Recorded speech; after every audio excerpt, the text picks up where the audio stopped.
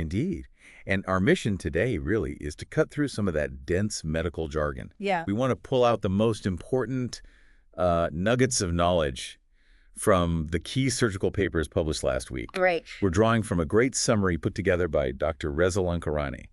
Think of this as your shortcut, your way to get right up to speed on the cutting edge of surgical innovation. Yeah, we're going to explore some surprising facts, some advancements that might just change how you think about, well, everything from really complex reconstructions to um, basic patient safety in the OR.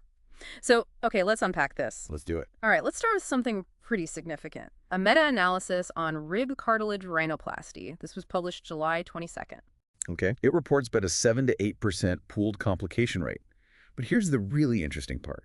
It also shows an impressive 92% patient satisfaction rate. 92%, that's high. It is. So if there are complications, even at 7–8%, why is satisfaction so high? It feels a bit counterintuitive, doesn't it? That's a great question, actually. You see, rib cartilage is, well, it's really valued. It's strong, it's versatile, especially when you're dealing with complex nose reconstructions. It's kind of seen as the gold standard material for reshaping. The gold standard. Okay. Right. And about those complications, the breakdown is interesting. Warping is the most common, about 42% of the complications. 42%. Wow. Yeah.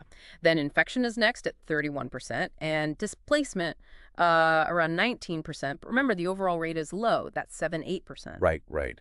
And crucially, surgeons are developing newer carving techniques, things like balanced cross-sectioning. These are specifically designed to reduce that warping issue.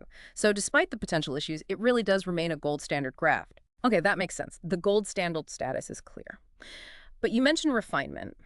What's next? What's on the horizon to make this even better, to tackle those complications that still exist? Well, one big thing this analysis calls for is more standardized outcome reporting. We need everyone measuring success in, a similar way for future studies. Makes sense. Consistency. Exactly. But the really exciting prospect, bioengineered grafts. Imagine like growing cartilage that's perfectly suited, custom-sized, maybe even inherently resistant to warping. Wow. Okay. Now that's still, the groundwork phase. It's not routine yet. Mm-hmm. But it could potentially eliminate warping and maybe other issues entirely down the line. So for you listening, this really shows how even procedures we consider gold standard are constantly being improved, always pushing towards safer, more predictable results. That high satisfaction, even with some risk, just shows how valuable the procedure is. Precisely. Okay, let's switch gears now. Let's talk about a much more common procedure, appendectomy. Right. Appendix removal. Yeah. And a study involving, get this, over 4,400 patients suggests that something called subcutaneous fat thickness, TSF, might actually dictate the best surgical approach. Fat thickness influencing the type of surgery. Interesting. Yeah. So what does this actually mean for making decisions about incisions in the OR? Well, this research points to something quite specific about personalized planning. What they found was, for open appendectomy, having increased TSF almost doubles the risk of surgical site infection, SSI. Doubles it. Pretty much. Yeah. The odds ratio is 1.82. So practically speaking, if you have a higher fat thickness, you're nearly twice as likely to get an infection after open surgery. Okay. But, and this is key for laparoscopic appendectomy, the keyhole surgery, TSF didn't really have a significant impact on infection risk. The OR there was just 1.09, basically no difference. And the overall infection rates? Stark contrast. It was almost 25%, 24.8% for open surgery versus just 10% for laparoscopic. 10% versus nearly 25. That's a huge difference. So does this mean laparoscopy should just be the default for patients with higher fat thickness? Well, and what about places where, maybe the advanced tech for laparoscopy isn't always available? Good points. The study strongly suggests that measuring TSF, maybe with a simple preoperative ultrasound, should absolutely inform which approach you choose. Laparoscopy certainly seems preferred for patients with high TSF to cut down that SSI risk. Okay. And even in settings with fewer resources, just knowing this increased risk exists for open surgery in these patients means you can implement stricter infection control measures, maybe more vigilant post-op monitoring. It allows for adaptation. So this study kind of simplifies things, doesn't it? A quick fat measurement could potentially predict infection risk better than a lot of other complex factors. It really reshapes how we think about tailoring even routine surgeries to boost your safety. Absolutely. It's a great example of using simple data for personalized care. All right, let's move into a more complex area now. Gastric cancer surgery. Okay, stomach cancer. Yeah. There was a propensity match study, 48 patients involved, published July 16th. It compared laparoscopic total gastrectomy LTG with the traditional open procedures. What did they find in terms of outcomes for these cancer patients? The really striking takeaway here was that the laparoscopic approach, LTG, led to shorter hospital stays. How much shorter? It was 6.8 days versus 7.3 days for open. Now, that might not sound huge, but it was statistically significant. Okay. And crucially, the cancer part of the surgery was equivalent.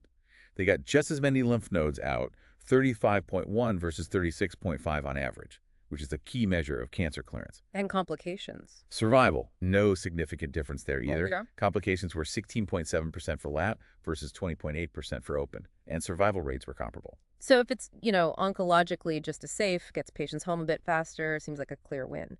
But you mentioned it's safe in experienced hands. What are the real hurdles stopping it from being used everywhere? Is it just training, or are there other factors? That's an important practical point. Yes, the conclusion is it's safe, but especially in experienced hands.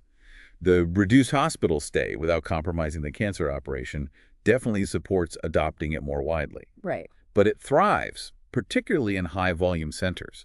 Places where surgeons do a lot of these have the specific skills, the team, the right equipment.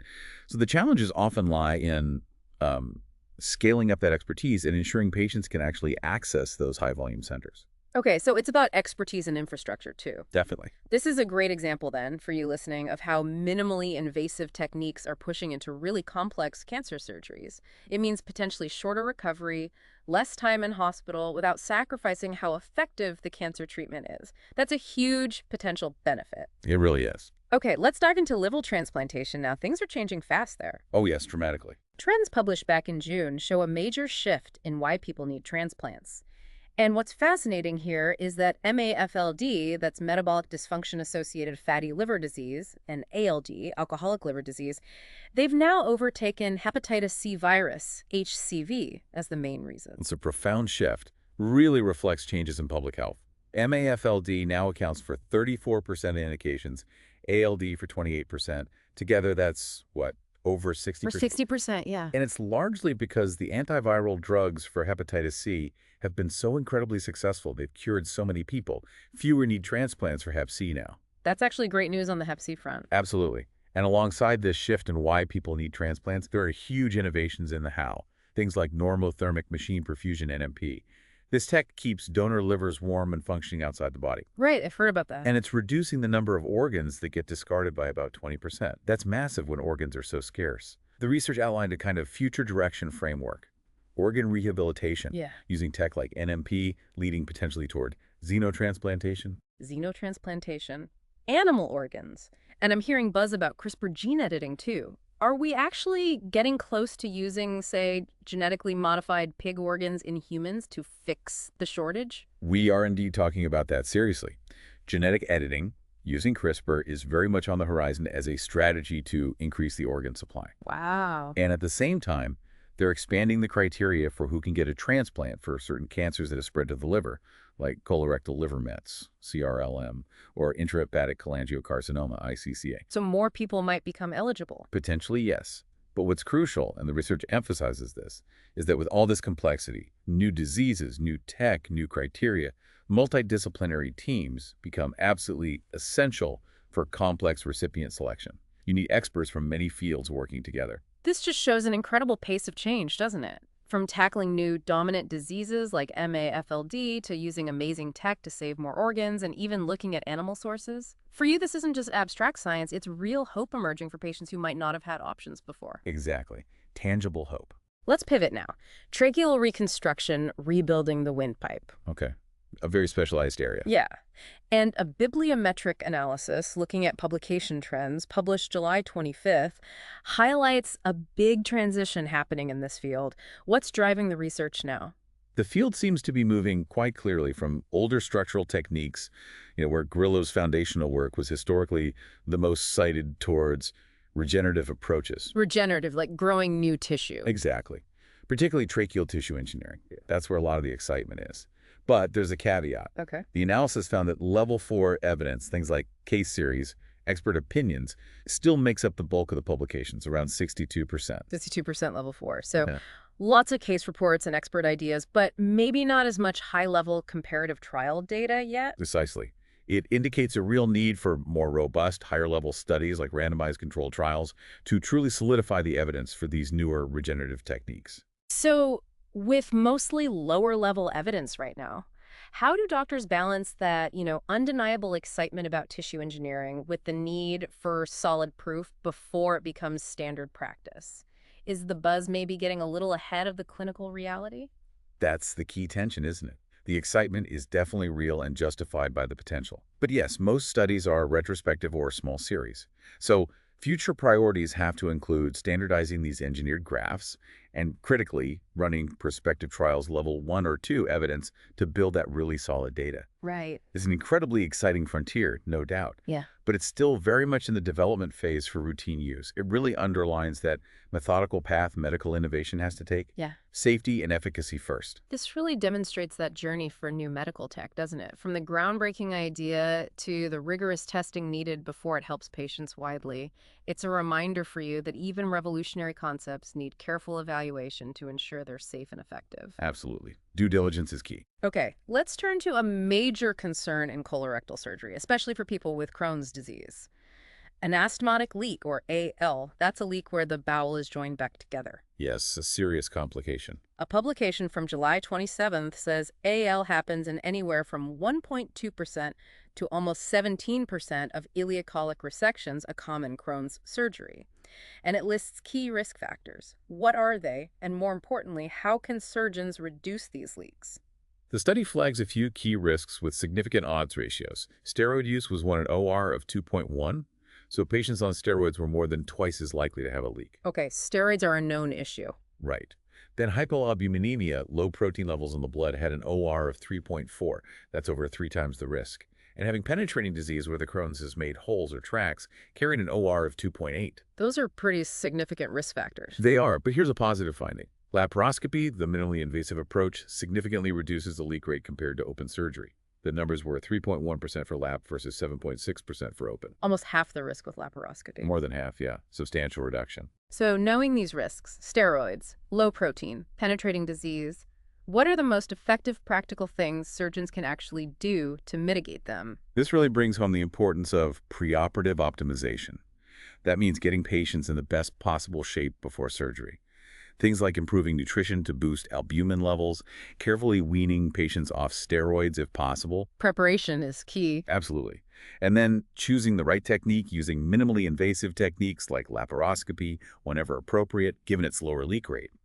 And for really complex cases, robotic surgery is also showing promise as potentially offering even more precision. This makes it so clear for you, the listener, how crucial that preparation phase is and how choosing the right surgical method can directly prevent serious complications. It's not just about the moment of surgery, it's the whole process impacting recovery. Well said. It's a team effort, starting well before the OR. Now for something completely different and pretty fascinating. A non-surgical approach for advanced hemorrhoids grades the 3rd and 4 called TONEFACT, published July 27th. Ah, yes. TONEFACT. This one caught my eye, too. Tell us about this method. It sounds surprisingly effective for something that often ends up needing surgery. TONEFACT is actually an acronym for its 3 parts. TONEFACT. It involves aiming for a defecation time on the toilet of 5 minutes or less. Okay, less straining time. Exactly. Then, doing 100 Kegel exercises per day to strengthen pelvic floor muscles. Right. And finally, taking 20 grams of psyllium fiber supplement daily. Simple components and the results. Pretty impressive, actually. They reported an 89% success rate with this program.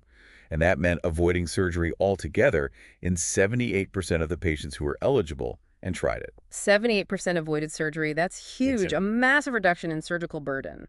So how does it work? And what's the catch? There must be a catch, right? Especially when surgery might seem like a quicker fix to some. Well, it works by directly tackling the underlying causes, things like straining, which increases pressure, and low muscle tone in the pelvic floor. Makes sense. The catch, if you want to call it that, isn't medical, it's behavioral. The study notes it requires patient adherence monitoring. Unlike a one-time surgery, this needs consistent daily effort from the patient over a sustained period.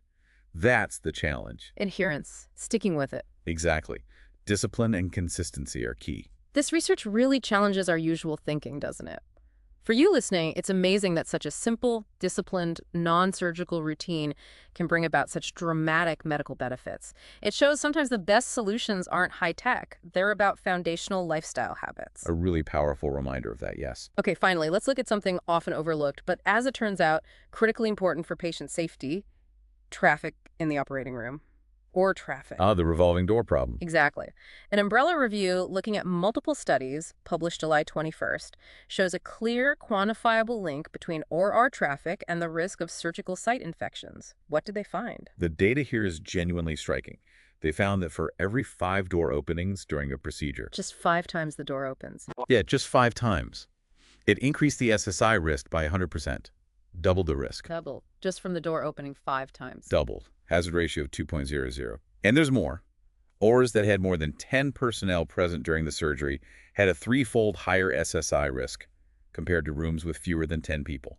Relative risk of 3.12. 3 times the risk with more people in the room. So this isn't just about, the surgeon's skill or the specific procedure. It's about the environment, the number of people, the movement. Precisely.